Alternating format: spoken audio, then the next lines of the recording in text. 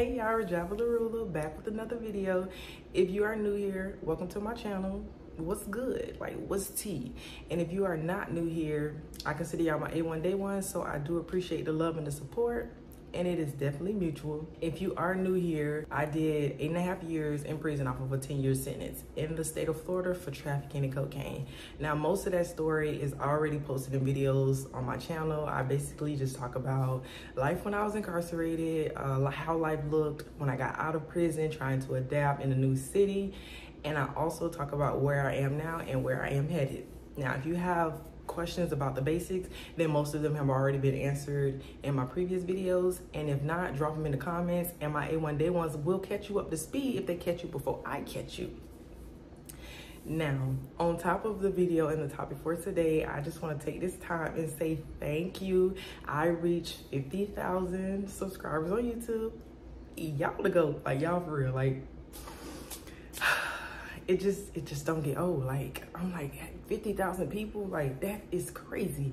50,000 people click to subscribe. Never thought it would happen.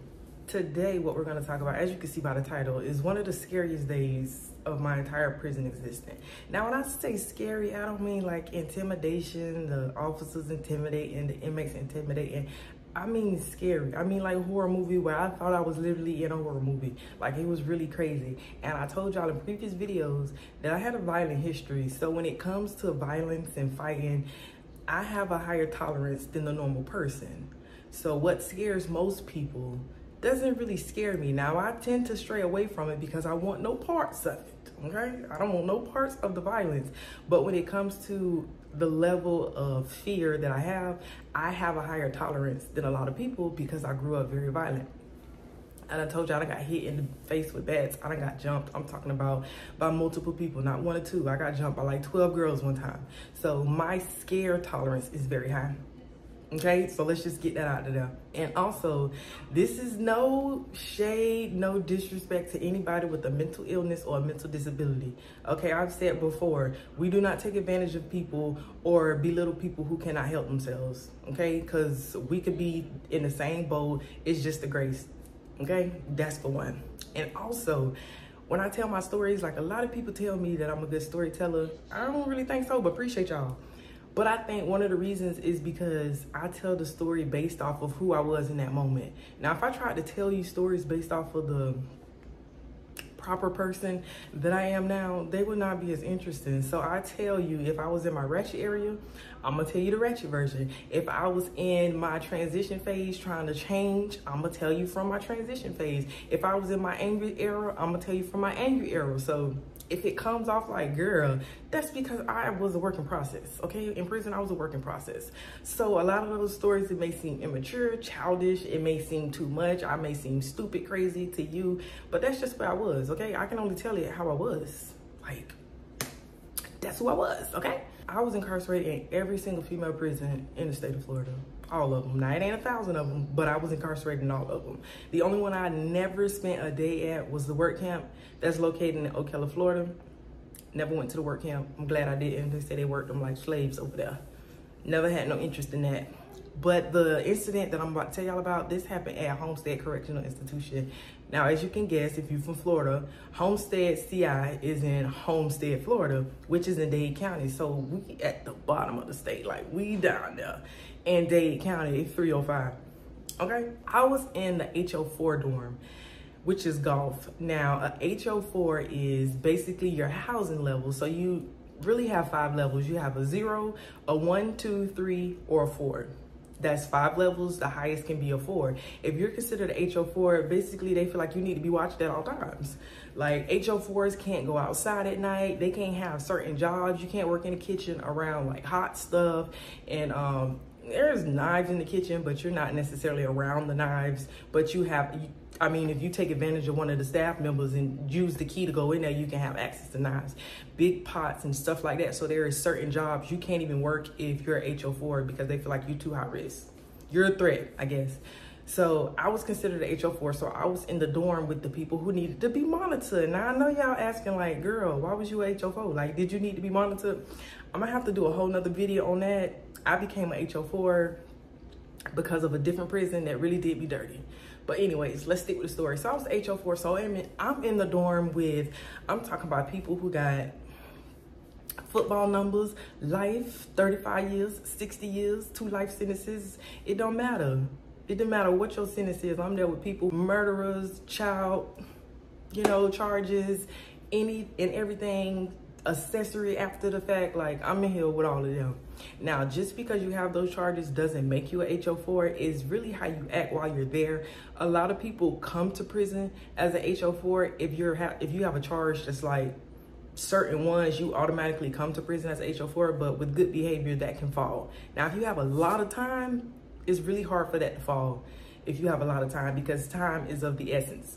Back to the story. So there was this lady, she had, something was mentally wrong with her, and I don't think like crazy, like she didn't really understand what was going on in her mind, but it was so close to that line that sometimes you be like, no, she know what she doing, and the other time you be like, no, that's a little, no, she got something right. And she was very intimidating. She was very much a bully. Like, nobody really wanted to interact with her because anything could set her off. Like, bumping into her at the water fountain, or if she was ready to go out the door and you was trying to go out the door before her, like anything could set her off. So people like tiptoed around her. Now, once again, I told y'all, in female prisons, the violence is not the same as in male prisons. They don't really fight like that in female prisons. Now, they fight. You got some people who definitely gonna get there about their issue, but it's not a culture where you have to worry about your life being in danger. A lot of them girls do not want to fight. They want to argue with you. They want to tussle verbally. They don't want to fight. So, you know, people just avoided her because they ain't want no smoke. So with her being like, is she mental? Is she not? She was certified. She had been to TCU, which is where people with mental disorders, issues, and stuff like that, psychotic breaks, if it gets real bad, you go to TCU. So she's been to TCU and everything. And it was these people, right? And they was basically like labeled the DLC snitches, and they just went from prison to prison, setting up officers. Like, they did whatever they needed to do to get whatever they need to get done, like to the point where a lot of officers didn't even bother them because they was like snitching. Okay, I'm talking about setting people up, getting officers fired, all kind of stuff. So a lot of people didn't mess with these snitches, right? But they wasn't really, they was snitches, but they wasn't really about that life. Like, they wasn't fighters. So people avoided them because it's like, bro, I ain't got time to go to jail and all that. I ain't got time to be getting snitched on. I don't want my contraband being taken. So people didn't bother them, but it wasn't because of a fear of them hands, because they didn't have them hands, okay? They just had them hands to write up that paperwork. So they became friends with the girl who had the mental issue, right? The one that everybody was like real timid of and just stayed away from. I ain't gonna count. I stayed out her way too, because it's like, listen, ma'am, I ain't scared of you or nothing like that, but I'd rather fight somebody I know on the same level as me. You know, like, they just mad, we gonna fight and it's gonna be over. I don't wanna fight somebody that possibly could have somebody in their head telling them to unalive me. It ain't that serious to me, okay? You stay over there, I'm gonna stay over here. So they had got real close to her, and they was just like, I don't know, everybody feels like they was feeding her information to, like, you know, oh, this person don't like you, or this person this person that, because she had, hanging around them, she had got extremely angry, and like, she was just even more temperamental than normal. So it was a couple of people that I was okay with. Honestly, when I was in prison, most of the people that I was cool with was from Jacksonville. Like, it's probably how I ended up in Jacksonville. But a lot of the people I hung with was from Jacksonville, and they had a lot of time, like 15 years, 25 life, 2 life sentences. They were making her believe all kind of stuff about the people that I hang around. Now, not me personally, because I told you I was very low key. Like, just y'all do y'all thing, I'm gonna do my thing. But not everybody that I was cool with was like that. And it was this one girl, we gonna call her Remy. That's not her name. Remy was very like, she was on the verge too. Like, is something wrong with her? Is something not wrong with her? But she was very funny, high energy. It was never a dull moment when she was around. And she was like always on go. Like, you know, those people who always like just ready to go. And the snitches didn't like Remy because they couldn't bully her. She didn't care about getting shipped. She didn't care about y'all writing her up. She didn't care about none of that. So they didn't like Remy because they couldn't intimidate Remy with their methods, okay? So for some reason, they had convinced the crazy lady, I'm not gonna call her that. For some reason, they had convinced the lady who was unstable, we gonna call her Mika. That's not her name, but just so we can follow, okay? They convinced Mika to have an issue with Remy. So it's a weekend, and in prison, weekends are very chill. Like, you don't have to go to work, most jobs. So you in the dorm, you get to go to rec, you get to go to canteen, you can go to the library, get books, like you can write your letters, you can relax and chill. So it's very chill on the weekends, except the worst part about weekends is you don't get any mail. So all mail cease Saturday and Sunday. So you relaxing, but you ain't no communication until we got tablets. Anyways, so it's real chill. We all, you know, chilling. They got the TVs on, they got the TVs running, you got people playing cards and all of that. So we sitting in the day room watching TV. Remy laid out in her bed, reading a book. And I'm talking about, I know y'all like, girl, get to the story.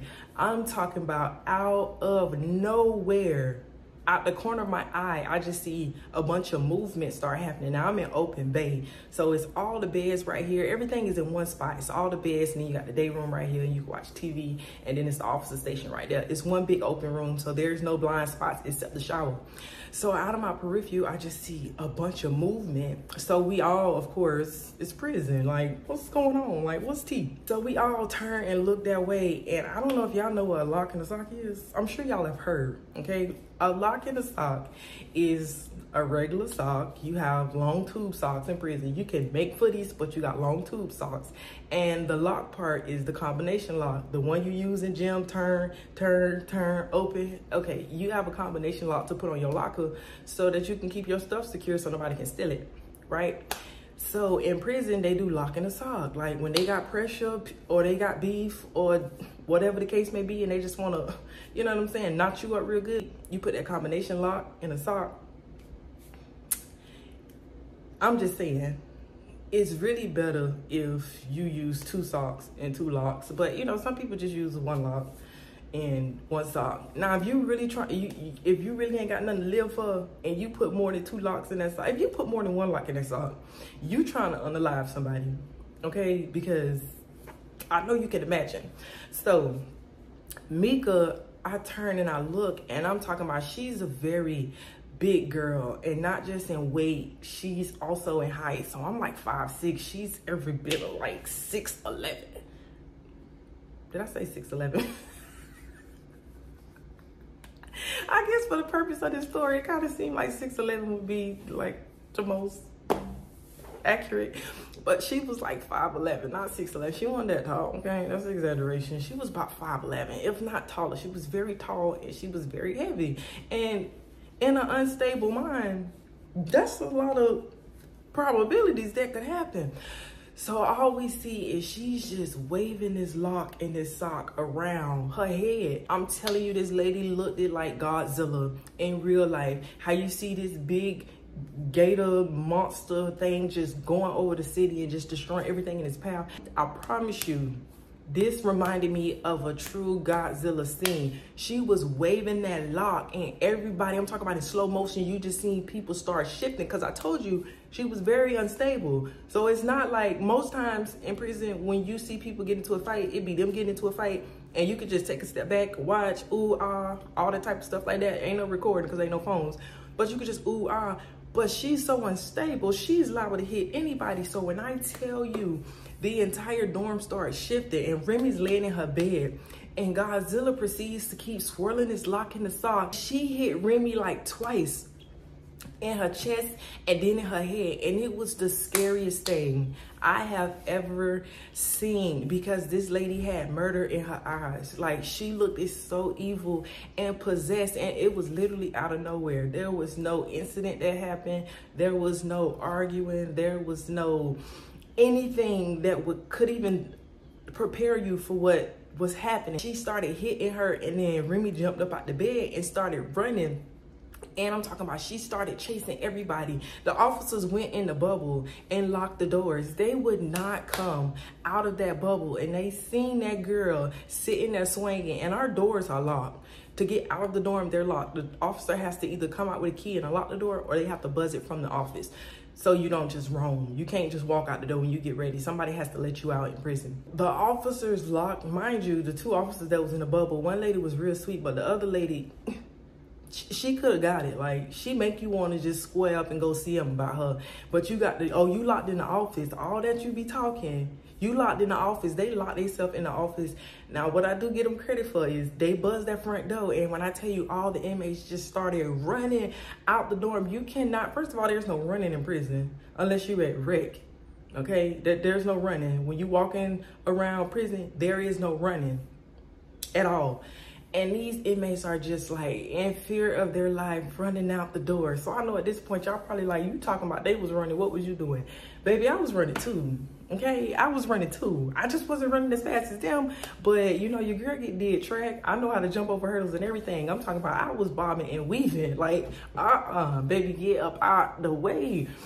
She was chasing them and steady swinging. I'm talking about she was just hitting random people on her walk, and it was just so much chaos because she was just like pushing stuff out the way, knocking stuff over. She was tripping and getting up. And I don't know if y'all have ever seen somebody like angry when they, even when they're hurting themselves or like running into stuff, like they get up like nothing happened. Like it didn't even hurt. They'll run into a whole wall and it's like, it didn't stop them or slow them down. Like, it was so scary. She was just literally just running around, running into the bunk beds, jumping through the beds, chasing those people out the door. She ran all out the door, chasing people, and it was just waving that lock and that sock and just hitting any and everything that was close by her. And you talking about scared?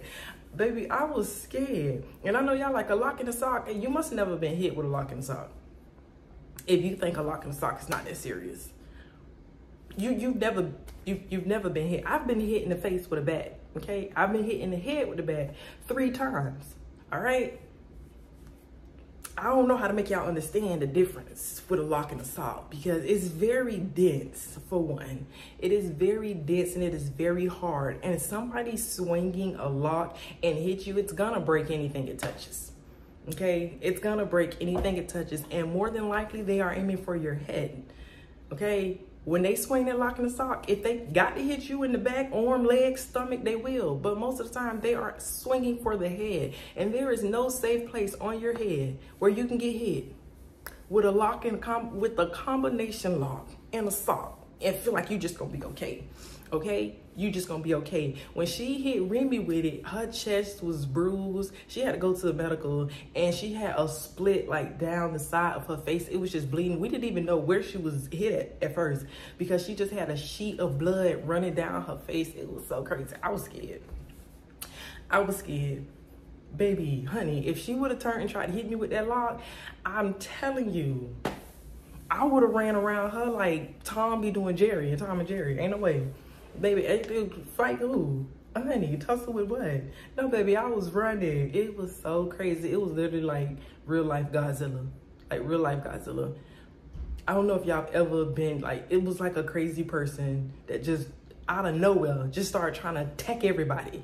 Any and everybody. She went after Remy first, but after Remy got up, she just started hitting and swinging it. I'm talking about she hit, I think probably like 10 people just swinging. And when I tell you, it was just crazy. People was tripping over stuff, screaming, hollering to the top of their lungs. It was like a murder scene. Like, it was traumatizing.